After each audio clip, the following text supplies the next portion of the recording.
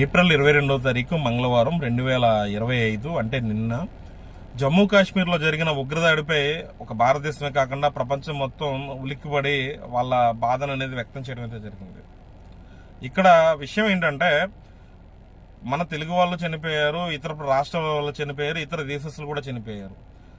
ఇటువంటి న్యూస్ అక్కడ ఒక్కో కుటుంబం పడిన బాధ గురించి కొన్ని న్యూస్ అనేది వెయిటివ్ న్యూస్లో అయితే యాప్లో అయితే రావడం జరిగింది. ఒక ఉదాహరణ అయితే నేను ఈ వీడియోలో చెప్తాను. నేను హైదరాబాద్కు చెందిన ఒక ఆఫీసరు తన కుటుంబంతో జమ్మూ కాశ్మీర్ వెళ్ళినప్పుడు అక్కడ దాడి జరుగుతున్న క్రమంలో నా ముందు మీరు పరిగెట్టండి, అంటే భార్య పిల్లల్ని పరిగెట్టండి, నేను మీ వెనకాల పరిగెడతాను అని చెప్పని తన కుటుంబాన్ని కాపాడుకునే ప్రయత్నం అయితే చేస్తాడు. అంటే బుల్లెట్ తగిలితే నాకు తగులుతుంది, నా భార్య పిల్లలు క్షేమంగా ఉంటారని. అదే క్రమంలో ఆయనకి బుల్లెట్ తగలడం, చనిపోవడం కూడా జరిగింది.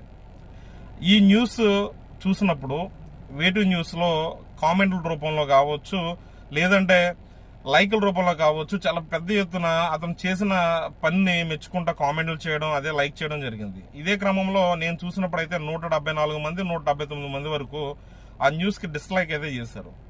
అంటే ఆ ఉగ్రవాదులను సపోర్ట్ చేస్తా, అంటే అతను ఇలా డిస్లైక్ చేయడం ఉద్దేశం ఏంటి అంటే ఉగ్రవాదులను సపోర్ట్ చేస్తున్నారా, అతని కుటుంబాన్ని అతను కాపాడుకోకుండా ఆ ఉగ్రవాదులకు అప్పచెప్పాలా? అంటే ఇక్కడ భారతదేశానికి వ్యతిరేకులు ఏ స్థాయిలో మన దేశంలో ఉన్నారు. ఈ దేశం అంటే ఇష్టం లేకపోతే ఈ దేశం వదిలి వెళ్ళిపోవాలి వాళ్ళు. ఈ దేశంలో మన భారతదేశాన్ని గౌరవించరు. జనగణమన పాడమంటే పాడరు, వందే మాత్రం అనమంటే అనరు, భారత మాతకి జై కొట్టమంటే కొట్టరు. కానీ దేశంలో బతికేయాలి, ఈ దేశంలో వాళ్ళ కుటుంబం సంతోషంగా ఉండాలి, ఈ దేశంలో వాళ్ళ ఆస్తులు సంపాదించుకోవాలి. ఇటువంటి డిస్లైకులు కొట్టే వాళ్ళ మీద కూడా ఖచ్చితంగా పోలీసు లేదంటే ఇంటెలిజెన్స్ వాళ్ళు కావచ్చు, ఆర్మీ వాళ్ళు కావచ్చు, ఈ న్యూస్లకి ఎవరైతే డిస్లైకులు కొడుతున్నారో, ఎందుకంటే వాళ్ళ భావాల్ని వ్యక్తపరచడంలో తప్పలేదు, కానీ వాళ్ళు ఏంటంటే ఏదో విషయం మీద అంటే అనుకోవచ్చు, తీవ్రవాద చర్యల మీద అంటే వాళ్ళు మెచ్చుకుంటున్నట్ట వీళ్ళు. చాలా అంటే చాలా మన భారతదేశానికి వ్యతిరేకంగా, మన భారతదేశంలోనే ముఖ్యంగా మన తెలుగు రాష్ట్రాల్లోనే, ఎందుకంటే వేరే రాష్ట్రాల్లో ఏం జరుగుతుందనేది మనకు తెలిసినా తెలియకపోయినా మన న్యూస్, మన రాష్ట్రం ఇవన్నీ కూడా మనం ఫాలో అవుతాం.